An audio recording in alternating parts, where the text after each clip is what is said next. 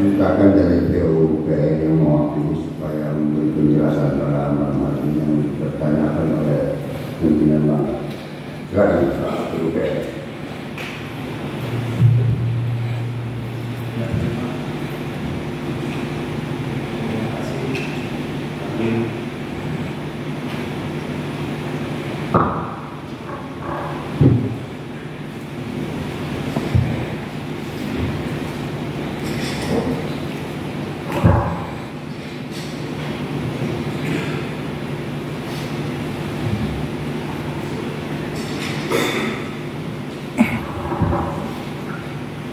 Terima kasih melalui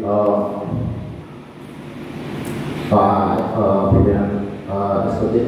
Langsung saja yang dipertanyakan terkait mungkin kami bisa menyampaikan terkait kegiatan SPAM untuk kegiatan 2024. Beberapa tahapan sudah kita lalui terkait penyampaian dari pimpinan tadi bahwasanya ada CCO.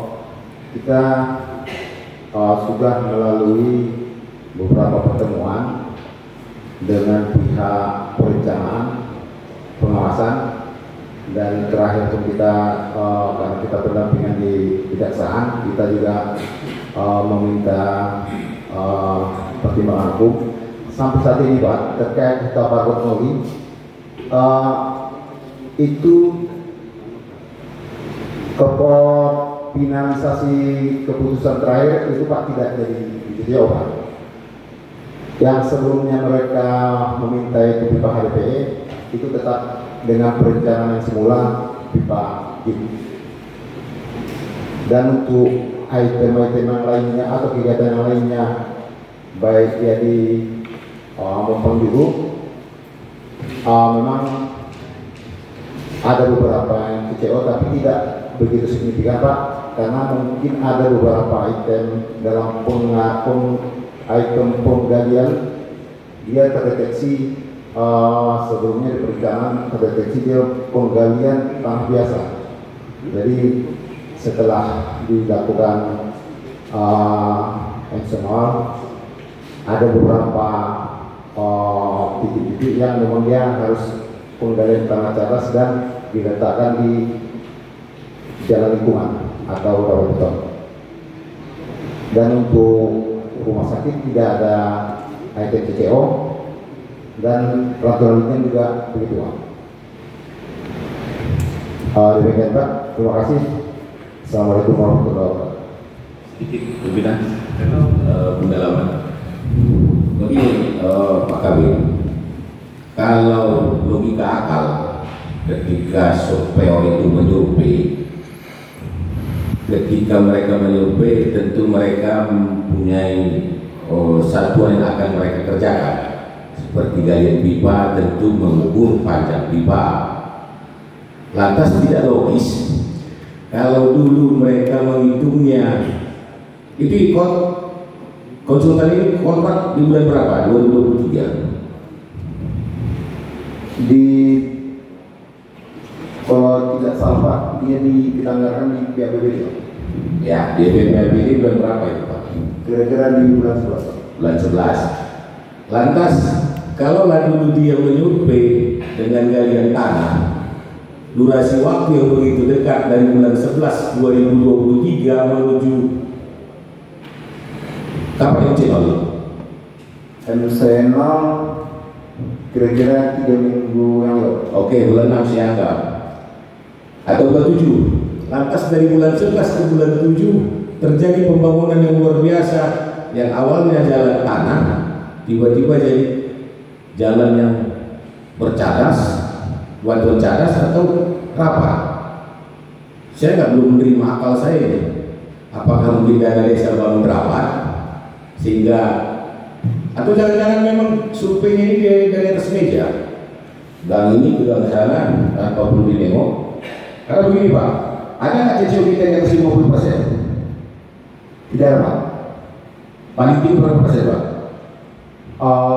Terakhir kita hitung Pak sekitar 10% tidak sih Pak, tidak sampai Pak. 10%. Kalau itu memang alhamdulillah. Karena yang saya khawatirkan CCO-nya dari 50% itu membuktikan bahwasanya konsultan tidak bekerja. Tapi kalau CCO dengan alasan tempat yang sama jalurnya dengan mengganti satuannya itu nggak terterima akal, kecuali kalau media tempat dia menanamnya itu dipindah karena sesuatu dan hal, karena faktor mungkin izin dari sebagai masyarakat, itu terterima akal. Tapi kalau hanya faktor galian itu membuktikan bahwasanya memang survei gagal. Dalam arti kata, masa jalan saja seperti sekolah tadi yang katakan Pak Andi tidak ada tempat. Ini kan harus dapat juga kerjasama dengan pendidikan. Bagaimana sistem irama sebenarnya pengusul untuk dana gak. Jadi tidak terjadi multitafsir. Kita selalu mengalokasikan seolah-olah pemerintah itu seenaknya dewe, sehingga pemerintah juga nanti disalahkan, apalagi sama-sama kawan dewan. Jadi saya harapkan kalau memang betul survei yang saya lakukan besok, jangan ada pun ada orang dinas PU atau dinas pendidikan ketika mematok malah dia tidak tahu Pak di mana lokasinya. Banyak kejadian seperti itu. Ketika kita mematok, penuh memang harapannya di tenaga konsultan. Konsultannya sendiri pun tidak tahu titiknya di mana.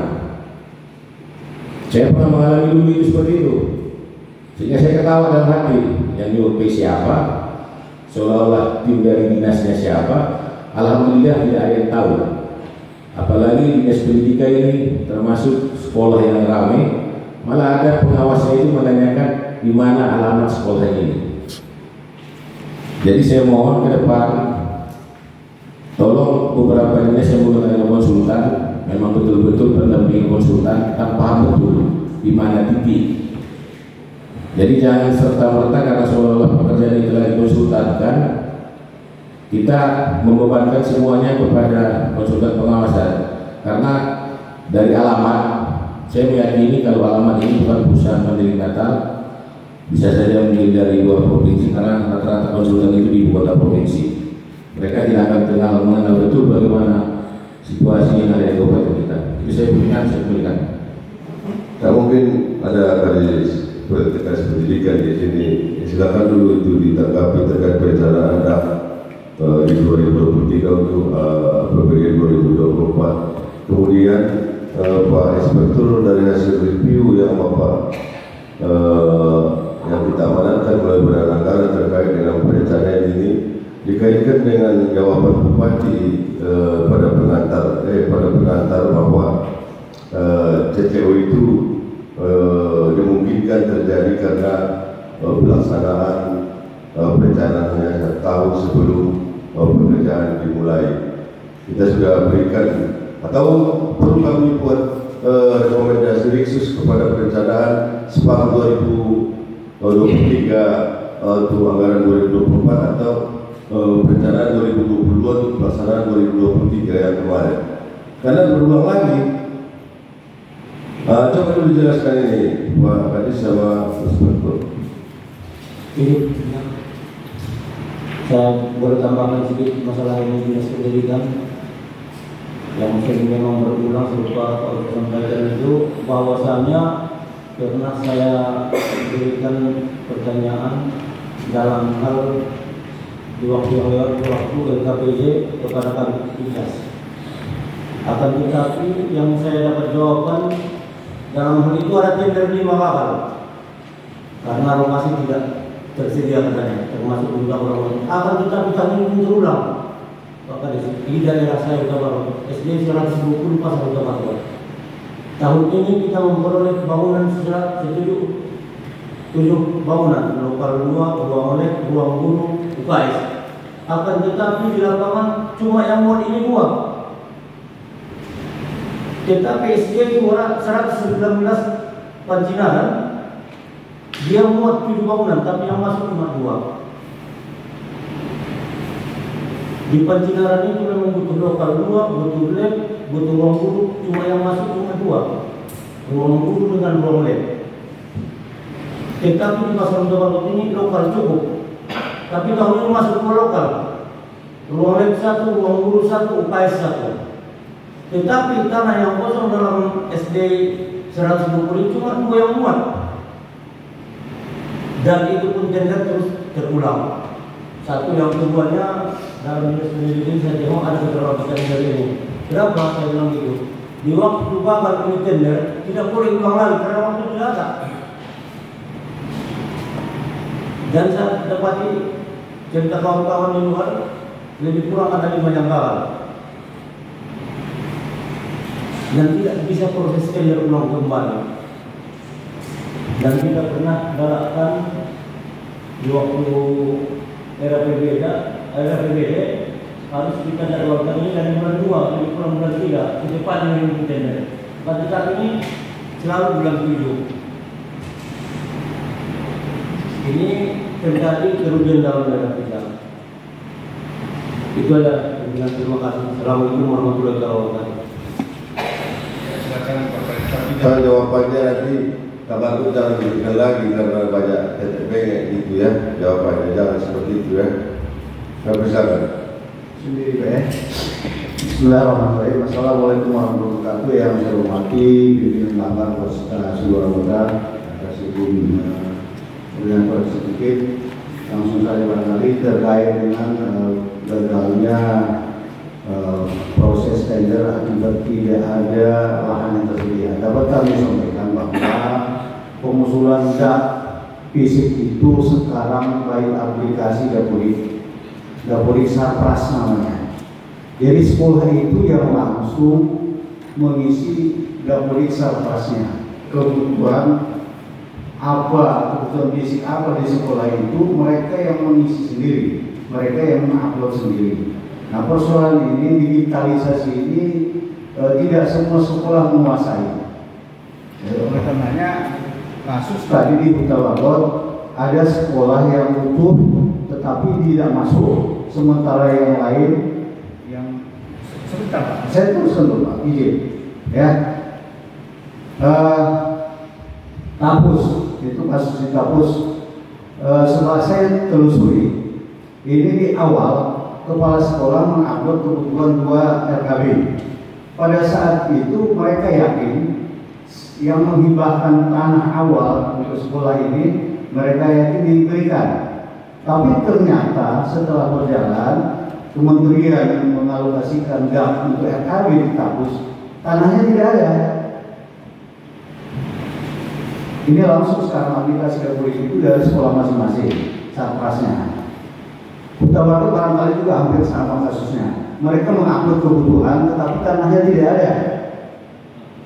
Bukan lagi kita bawa proposal, kirim proposal, tidak, bagi aplikasi semua. Kemudian terkait dengan proses tender, kenapa di bulan 7 ya? Kenapa tidak bisa diulang proses tendernya? Karena pencairan dana dak itu ada limitnya. Kalau untuk tahun ini di bulan di 30 Juli itu batasnya, batas terakhir. Kalau terjadi misalnya sanggah, maka tidak ada lagi waktu kita untuk melakukan proses tender berikut. Itu uang sudah mati di situ. Di 30 Juli kan bisa lagi cair Pak. Makanya proses itu harus dilalui tanpa kita berharap dulu semua. Kenapa tidak mulai dari Januari? Karena petunjuk teknis untuk dana dak ini baru turun terkadang di bulan 5, bulan 6. Jadi kita tidak punya uang yang panjang. Ini bukan APBD Pak, bukan dana daun, dia dana dak. Itu kendalanya.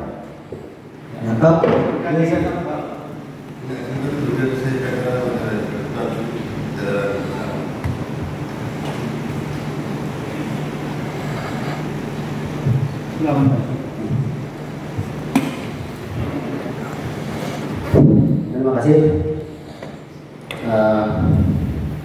Untuk melihat persoalan ini kita harus kembali ke prinsip dasar. Yang pertama,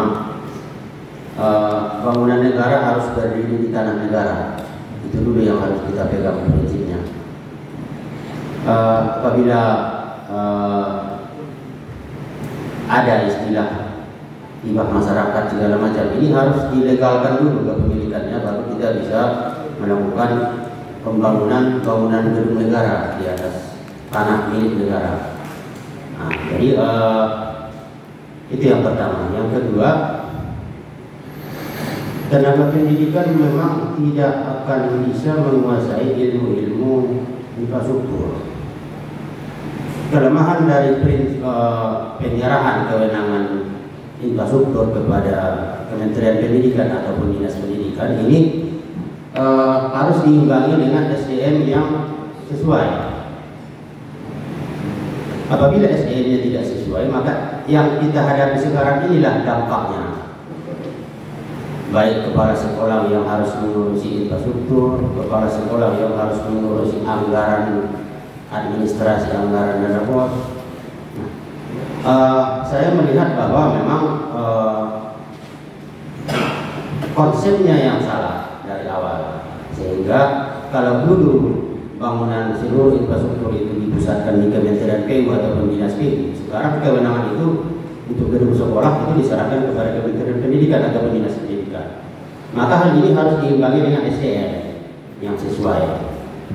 Nah, banyaknya anggaran di Dinas Pendidikan, apakah berbanding lurus dengan SDM yang diperlukan?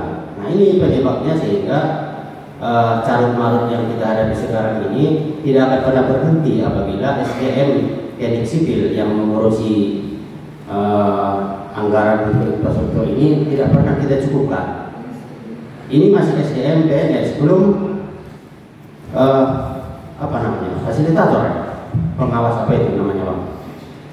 Nah, fasilitator yang berfungsi sebagai pengawas ini pun jumlahnya hanya berapa? Tidak akan sanggup untuk memantau seluruh bangunan yang dibangun. Nah, sehingga dulu pernah kita di lapangan di salah satu sekolah saya mengusulkan adanya tambahan anggaran untuk membantu pengawasan ini. Mengenai perencanaan, ini kita harus kembali lagi ke konsep dasar bahwa perencanaan konsultan itu bukan hanya sekedar membuat gambar, survei lapangan ataupun menyusun RAB, bukan hanya sekedar itu. Perencanaan konsultan perencanaan itu harus melakukan ekspos beberapa tahap. Jadi tidak masuk akal apabila anggaran konsultan itu hanya berlaku 1 bulan. Itu tidak akan cukup.